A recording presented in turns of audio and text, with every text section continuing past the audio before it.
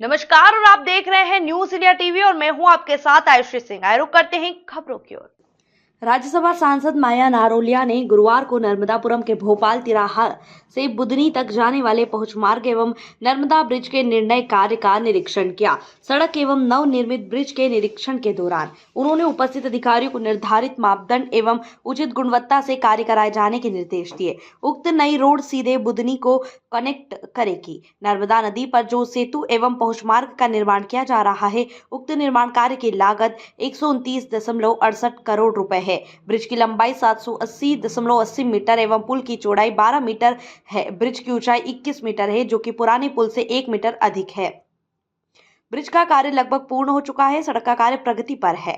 SDO bridge corporation Atmaram Moren द्वारा बताया गया है कि इस पुल एवं सड़क के बनने से नर्मदापुरम से सीहोर जाने वालों को लाभ होगा है और 3.7 किलोमीटर रोड की लंबाई है। बहुत जल्दी ये बनकर तैयार होगा और हम सब बहुत जल्दी इसका लोकार्पण करेंगे। हलिया थाना क्षेत्र के हलिया पहाड़ी पर बने आरआरसी सेंटर में लगे जनरेटर का बीती रात कमरे का ताला तोड़कर उसमें लगा डायनमो चोर उठा ले गए। शुक्रवार को जानकारी होने पर प्रधान ने थाने में लाखों की चोरी होने की तहरीर देकर कार्यवाही की मांग की है। हलिया ग्राम सभा के ग्राम प्रधान शिवबाबू सेठ ने दी गई तहरीर में कहा कि पहाड़ी पर बने कूड़ा संग्रह केंद्र सेंटर पर जनरेटर लगा हुआ है, जिसके कमरे का ताला तोड़कर जनरेटर में लगे डायनमो को खोलकर चोर उठा ले गए। सुबह कूड़ा संग्रह केंद्र पर गई महिलाओं ने देखा तो ताला टूटा हुआ था और जनरेटर में लगा डायनमो गायब होने की सूचना दी। ग्राम प्रधान ने लाखों रुपए की चोरी की थाने में तहरीर देकर कार्यवाही की मांग की। थाना राजगढ़ व एसओजी की संयुक्त पुलिस टीम द्वारा पुलिस मुठभेड़ में 2 शातिर अंतर्राज्यीय गो तस्करों को पकड़ने में सफलता प्राप्त हुई है। थाना राजगढ़ क्षेत्र अंतर्गत सेमरी जंगल में आज दिन में पुलिस मुठभेड़ हुई, जिसमें दोनों अभियुक्तों के पैर में गोली लगी है। दोनों अभियुक्त राकेश चौहान पुत्र राम भरोसे व महेंद्र चौहान पुत्र किशुन चौहान निवासीगण हमीरपुर थाना चांद जनपद भभुआ बिहार के रहने वाले हैं, जो पशु तस्करी में संलिप्त थे। मौके से 12 राशि गोवंशों को भी बरामद किया गया था तथा अभियुक्तों के पास 2 अदद तमचा एवं 2 अदद खोखा कारतूस बरामद हुआ है। विंध्य युवा अधिवक्ता समिति एवं उपरोध अधिवक्ता समिति के संयुक्त तत्वाधान में अधिवक्ताओं की हुई आवश्यक बैठक में तहरीर के कार्य व्यवहार को लेकर गहरा क्षोभ व्यक्त किया गया। बैठक में सर्वसम्मति से निर्णय लिया गया कि जब तक तहसीलदार अपने कार्य व्यवहार में सुधार नहीं करते, तब तक लालगंज तहसील में अधिवक्ताओं ने बुधवार को न्यायिक कार्य से विरत रहते हुए तहसील परिसर में चक्रमण कर तहसील तरुण प्रताप सिंह के खिलाफ नारेबाजी की। लालगंज तहसील परिसर में विंध्य युवा अधिवक्ता समिति के अध्यक्ष ब्रजभूषण पांडे की अध्यक्षता में बैठक संपन्न हुई। अधिवक्ताओं ने सर्वसम्मत से निर्णय लिया, तहसीलदार जब तक अपने कार्य व्यवहार में सुधार नहीं लाते, अधिवक्ता तहसील के सभी न्यायालय का बहिष्कार करेंगे और न्यायालय कार्य में सहयोग नहीं करेंगे। उत्तर प्रदेश के मुख्यमंत्री योगी आदित्यनाथ जी ने किए बरसाना राधा रानी जी के दर्शन और साथ ही मुख्यमंत्री जी ने श्रद्धालुओं पर की पुष्प वर्षा। साथ ही उन्होंने पूजा अर्चना कर देश के उज्जवल भविष्य की कामना की और लोगों से अपील की कि आपस में मिलजुल कर इस त्योहार को शांतिपूर्वक मनाएं। लालगंज तहसील अंतर्गत पराग दुग्ध समिति हलिया की अमृता सिंह पत्नी रंजीत सिंह उर्फ मंटू सिंह को दुग्धशाला विकास विभाग द्वारा जनपद में सर्वाधिक दुग्ध आपूर्ति के लिए गोकुल पुरस्कार के लिए चयनित किया गया और शुक्रवार को इंदिरा गांधी प्रतिष्ठान में अपर मुख्य सचिव के रविंद्र नायक एवं दुग्ध आयुक्त राकेश मिश्रा द्वारा प्रशस्ति पत्र, स्मृति चिन्ह व 51,000 रुपए का चेक देकर सम्मानित किया गया है। जिला स्तरीय विभागीय अधिकारियों में राजेश कुमार एवं उधम सिंह मौजूद रहे। ऑल इंडिया स्वर्णकार समाज एसोसिएशन वाराणसी जिला उपाध्यक्ष श्री प्रमोद सेठ जी के भतीजे चिरंजीवी कपिलदेव सोनी जी के तिलक उत्सव में जिला अध्यक्ष अविनाश सेठ जिला पदाधिकारी गण के साथ सम्मिलित हुए, जिसमें मुख्य रूप से जिला संगठन मंत्री आनंद सेठ, जिला मंत्री अनूप सेठ, विवेक सेठ, सदस्य शुभम सेठ एवं समाज से अन्य लोग भी उपस्थित रहे। विंध्याचल मेला प्रशासनिक कैंप कार्यालय में जिलाधिकारी प्रियंक निरंजन, पुलिस अधीक्षक सोमेन वर्मा ने महाकुंभ मेले में अच्छे कार्य करने वाले 30 लोगों को सम्मानित किया गया, जिसमें 10 नाविक, 10 नपा सफाई कर्मी तथा 10 जिला पंचायत सफाई कर्मी शामिल है। इस दौरान नपा अध्यक्ष श्याम सुंदर केसरी, अपर जिलाधिकारी शिव प्रताप शुक्ला, अपर जिलाधिकारी नमामि गंगे देवेंद्र कुमार सिंह, अपर पुलिस अधीक्षक नगर नीतीश सिंह, नगर मजिस्ट्रेट विनीत कुमार उपाध्याय, उप जिलाधिकारी शक्ति प्रताप सिंह इत्यादि अधिकारी एवं विभागी मौजूद रहे। खुद को दान करने से बड़ा दान शायद ही कुछ दूसरा हो, कुछ ऐसा ही कर दिखाया है जबलपुर के रहने वाले पूरन लाल चौधरी ने।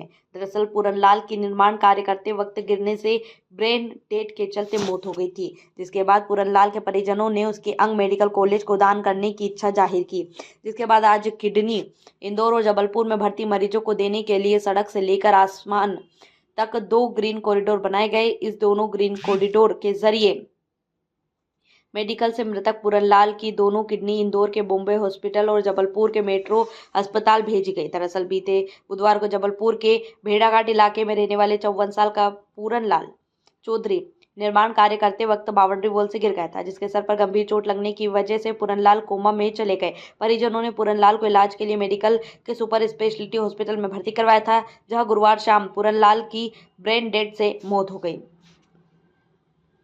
से जैसे आप देख रहे हैं जबलपुर में पिछले एक डेढ़ महीने में ये दूसरा ग्रीन कॉरिडोर बन रहा है। तो ये भी मरीज जो है भेड़ाघाट के हैं, मिस्टर पूरन। तो ये गिरने के कारण इनके सिर पे चोट लगी थी और ये कोमा में चले गए थे। डॉक्टर्स ने परीक्षण करके बचाने की कोशिश की, लेकिन फिर वो ब्रेन डेड हो गए क्योंकि मस्तिष्क में बहुत ऐसी जगह उनको चोट थी कि उनका बच पाना संभव नहीं था। परिजनों को काउंसिल किया, परिजन तैयार हो गए ऑर्गन डोनेशन के लिए। तो उनकी दोनों किडनी को डोनेट कराने का निर्णय लिया गया। एक किडनी इंदौर में बॉम्बे हॉस्पिटल में एक मरीज को लगेगी और एक किडनी जबलपुर में मेट्रो हॉस्पिटल में लगेगी। सर ये कौन है? देखिए, प्रशासनिक व्यवस्था है, जैसा नियम है कि ग्रीन कॉरिडोर बनाया जाता है। पुलिस, जिला प्रशासन सभी मिलकर इस कार्य को करते हैं और एम्बुलेंस के माध्यम से बॉक्स में किडनी को ले जाया जाएगा एयरपोर्ट और एयरपोर्ट से एयर एम्बुलेंस के द्वारा इंदौर रवाना किया जाएगा। 3 दिन पहले 52 साल की उम्र है इनकी, पूरन नाम है उनका, भेड़ाघाट के निवासी हैं। गिरने के कारण इनके सिर पे चोट लगी थी और मस्तिष्क में काफ़ी गहरी चोट थी। डॉक्टरों ने कोशिश की लेकिन वो ब्रेन डेड हो गए। तो परिजनों को उन्होंने काउंसिल किया डॉक्टरों ने, तो वो ऑर्गन डोनेशन के लिए तैयार हो गए। तो दोनों किडनी इनकी डोनेट करने का निर्णय लिया गया और जो एक पोर्टल है इनका सोटो करके, उसके ऊपर दर्ज किया जाता है। तो जहां मरीज होता है उसकी जानकारी मिल जाती है, जहां से डोनेट होना है वो जानकारी। तो एक मरीज बॉम्बे हॉस्पिटल इंदौर में है और एक मेट्रो हॉस्पिटल जबलपुर में, जिनको एक किडनी देंगे। इसके अलावा इनका कॉर्निया भी निकाला जा रहा है, कुछ स्किन भी निकाली जाएगी क्योंकि मेडिकल कॉलेज जबलपुर में बर्न यूनिट है और स्किन बैंक है, तो वहाँ प्रिजर्व रहती है, जो जलने वाले मरीजों को भी लगाई जाती है। एयर एम्बुलेंस आई है शासन की तरफ से और उसके द्वारा ही डॉक्टर की टीम आई है और वही उसको लेके इंदौर चले जाएंगे। अंतिम संस्कार ये राजकीय सम्मान से किया जाता है, जैसी परंपरा यहाँ से रवाना किया जाएगा, ऐसी गाड़ी में पूरी गाड़ी को सजाकर यहाँ से उनके गांव रवाना किया जाएगा और वहाँ भी सम्मान के साथ उनकी अंत्येष्टि की जाएगी। सर एयरलिफ्ट आज किया, ग्रीन कॉरिडोर बनाया, कितना बल इसमें लगाया गया?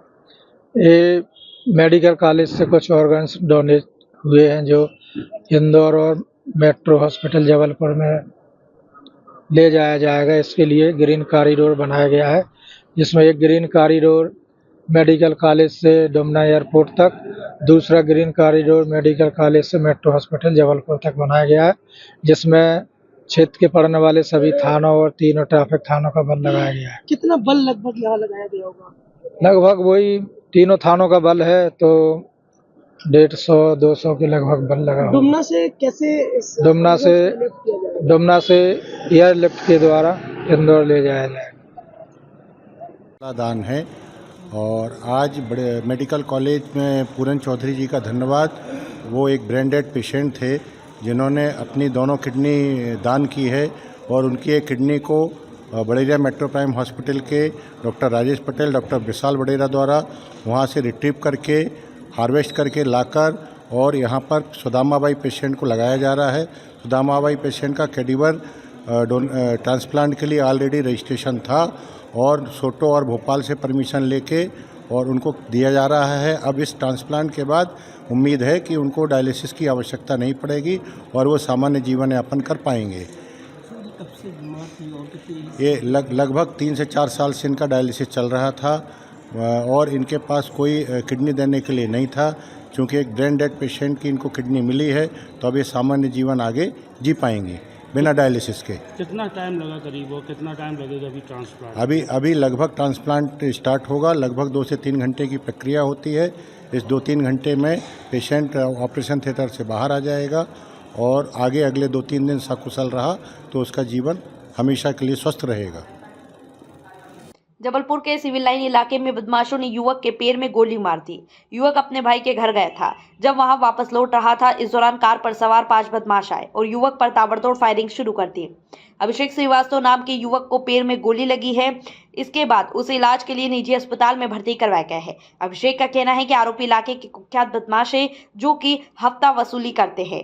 जब वहां अपने भाई के घर से लौट रहा था, इस दौरान इन वेद रजक, कृष्ण रजक, हितेश रजक और उसके साथियों ने उसके ऊपर फायरिंग कर दी। सिविल लाइन थाना सब इंस्पेक्टर राजेश पांडे ने युवक की शिकायत पर मामला दर्ज कर लिया है और पूरे मामले की जांच कर रही है। ये गोली चलने की सूचना क्या है?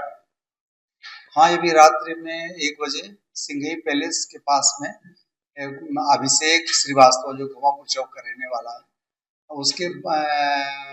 उसके बाएं पैर में गोली लगने की सूचना पर मैं सिटी हॉस्पिटल आया हूँ और इसमें गोली कैसे लगी है और उसमें आगे की कार्रवाई जांच करके इसमें आगे की कार्रवाई कर रहे हैं। लोग आरोप लगाए हैं, अब जो आरोप लगा रहे हैं उसकी जांच कर लेते हैं।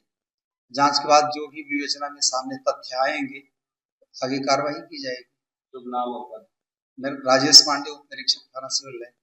कहाँ की घटना, क्या घटना हुई? सिविल लाइन आरटीओ में अपने घर गया था भैया के, मैं घर से लौट रहा था तो वहाँ से पीछे वाले गेट से मैं निकल रहा था, आरटीओ के पीछे वाले गेट से, ओल्ड आरटीओ के। तो वहाँ से इन लोग ने एक काली कलर की गाड़ी लगी, वहाँ से इन लोग ने मेरे को गाड़ी रोक के गाली गलौज करे और उन लोग ने जैसे ही मेरे ऊपर फायर किया तो मैं पीछे भागा। तो उन लोग चिल्ला के बोले थे यही है छोटू, यही है इसको मारो। तो मैं अकेला था, मैं पीछे भागा तो उनने 2 फायर किया तो मुझे बच गया। तो उसके बाद मैं एक फायर जो फायर किया उन्होंने मेरे पैर में लग गया। मैं भागते समय। कौन लोग? एक वेद रजक, कृष्णा रजक, आशुतोष रजक, रितेश रजक और मोन्टू रजक। क्या विवाद है? मेरा कोई विवाद नहीं है पुराना। ये आके फालतू में वहाँ हफ्ता वसूली चलती है इनकी अधिकतर सिविल लाइन में, पूरे धरा धमका के वो करते हैं। आपका नाम? मेरा नाम अभिषेक श्रीवास्तव।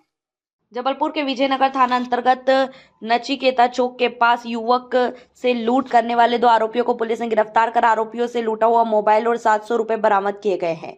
वहीं आरोपियों से ई रिक्शा भी जब्त किया गया है। जहां थाना प्रभारी विजयनगर ने जानकारी देते हुए बताया है कि माड़ोताल में किराए से रहने वाला युवक बीती शाम अपने घर सिंगरौली जाने के लिए रेलवे स्टेशन के लिए निकला था, जहां उसने माड़ोताल से ई रिक्शा किया, जिसमें चालक और उसका साथी बैठे हुए थे। वहीं ई रिक्शा चालक और उसका साथी उसे घड़ी चौक की ओर ले जाने लगे। जब अनिल ने कहा कि उसे स्टेशन जाना है, वहीं ई रिक्शा चालक ने रिक्शा तेज चलाते हुए नचिकेता चौक तरफ ले गया। थाना प्रभारी वीरेंद्र सिंह पवार द्वारा बताया गया कि चालक और उसके साथी ने अनिल यादव के गले में चाकू अड़ाकर उसका मोबाइल और 700 रुपए लूटकर फरार हो गए। ये लूट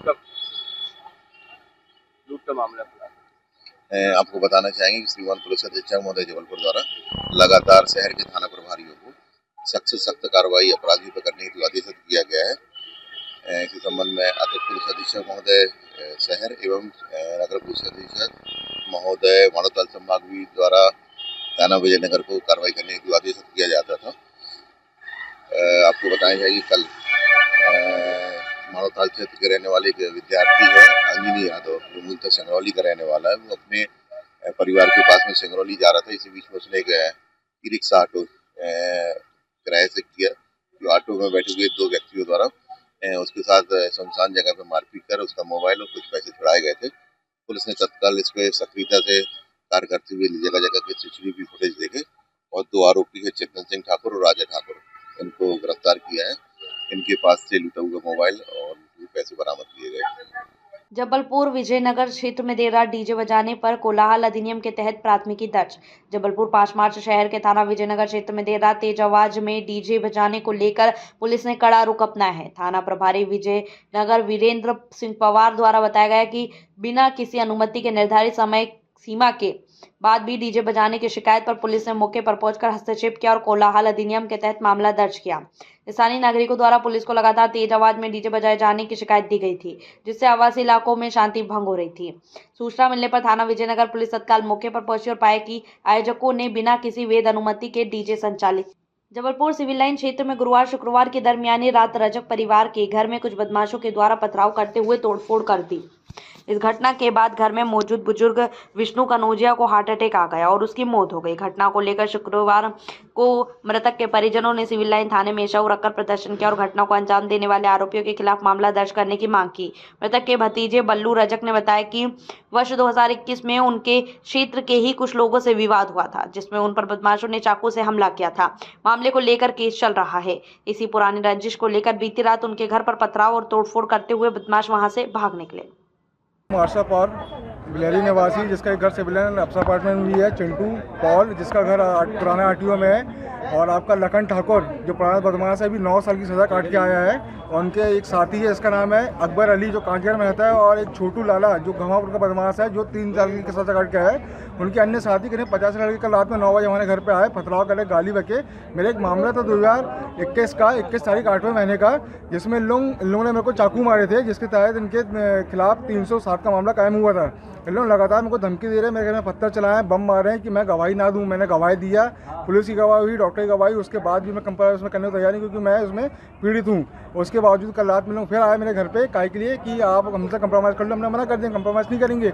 इनने गाली गलौज किया, माँ बहन की गाली बकी, रात में आए, बम चलाए और खुद तो गोली मारी अपनी टांग में, और मेरे बड़े भाई और मेरे मोंटी भैया और रितेश भैया जो कल रात में विजय महल में पार्टी में गए थे, 3 बजे आए हैं, उसके खिलाफ 307 का मामला कायम करा है। इनको एक्चुअली राजनीतिक सपोर्ट है प्रणीत वर्मा का बीजेपी सरकार में, और इन लोग हमारे खिलाफ इन लोग आए दिन घर पे पथराव करना, बम मारना, पत्थर चलाना, एटीएम का कांच तोड़ना, सब कुछ इन लोग करते हैं। कल रात में वही घटना दोबारा हमारे घर में करे हैं, जिसमें मेरे फूफा घबरा गए और उनको अटैक आ गया। ब्रेन हेमरेज से उनकी नस फट गई, उनकी डेथ हो गई शॉट में। पुलिस फोन नहीं उठा रही थी। पुलिस फोन नहीं उठा रही, पुलिस सहायता नहीं कर रही है। 305 3/5 का मामला कायम है, बम मारे हैं, बोले सागर रिपोर्ट गई है, 6 महीना हो गया, बम की रिपोर्ट नहीं आ रही है, आरोपी जेल नहीं जा रहा है। बोले पुलिस बोली कि ऐसे कायम कर दिए हैं, ऐसे बोले 6 महीने पहले हो गया, आरोपी सुरेआम सिविल लाइन में घूम रहा है। आज क्या किया आप लोगों ने?